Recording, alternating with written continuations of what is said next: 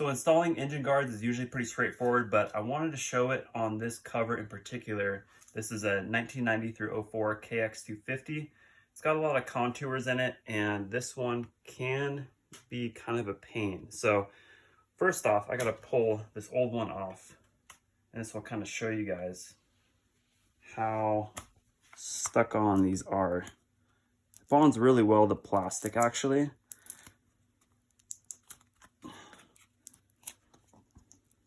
Takes a good amount of force to even get this thing started.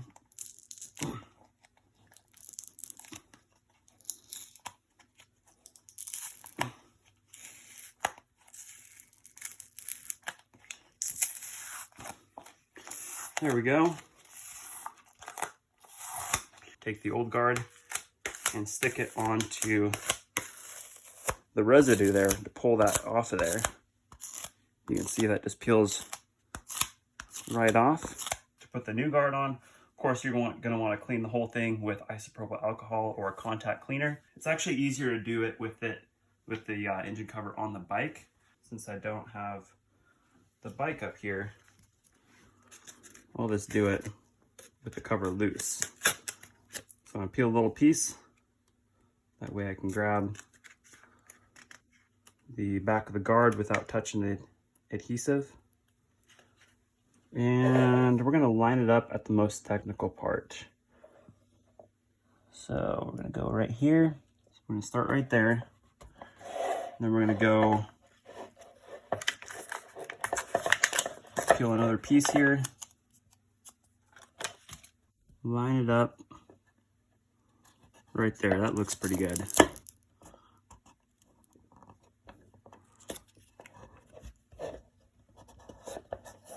Kind of want to work it down into the valley there. And then we're going to do the top side first.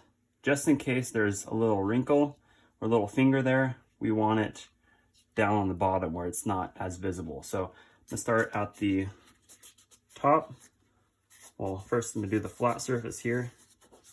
And then just using my thumb to evenly work this on.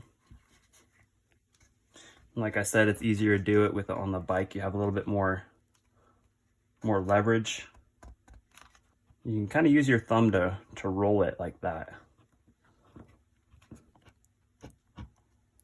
Yeah, you guys will be pretty shocked with this material. It conforms so nicely to contours like this. Looks like we'll be able to get this down. We'll definitely need to use heat on that one, on that finger there, and then probably on this as well. That's about good. Just a tiny bit of heat, and then you can use your thumb to kind of roll it on.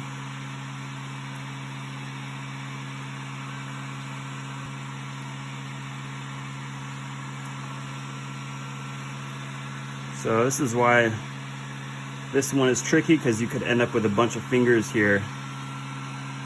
So you just got to be patient with it. There we go. That one's good. We have a little finger here. Let's smooth out. Okay. That worked on pretty nicely.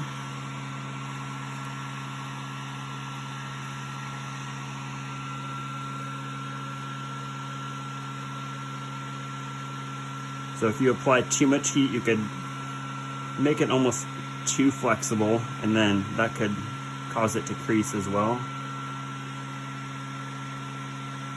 Yeah, that's a little warm. Let that cool off. Okay, that's all good. Now we're gonna start working the bottom side. Let's go back over the table here.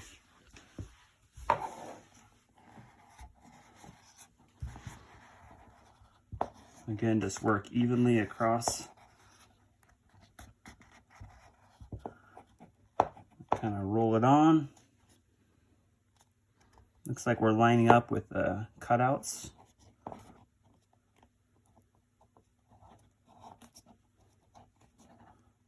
And this is really where it likes to crease.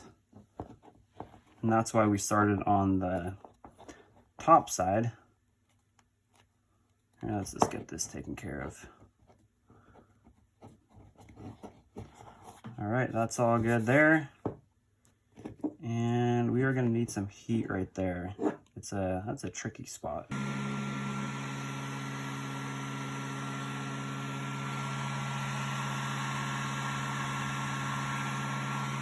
Just a tiny bit of heat. Use your thumb to roll it. Man, I'm gonna turn that down. That is too much heat.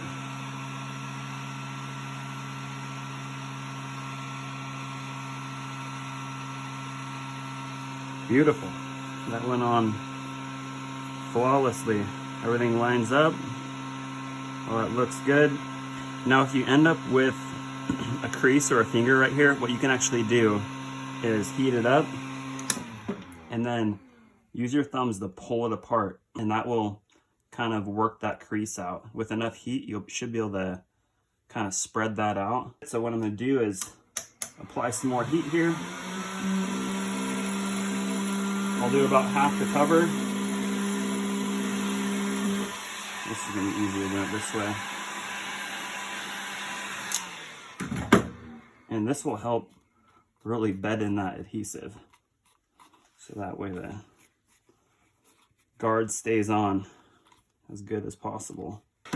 You'll notice some fingers might pop up like that after a day or two. So you're gonna wanna come back, check it over. Definitely don't ride after the first day of installing these. Add some pressure, and that's pretty much it. There's a little bubble right here, but this is actually like a air release vinyl. And so we can just work that out right there. All that looks good. So yeah, that's pretty much it. That looks pretty flawless on there. Everything lined up, and there's no creases, no bubbles. We're all good to go.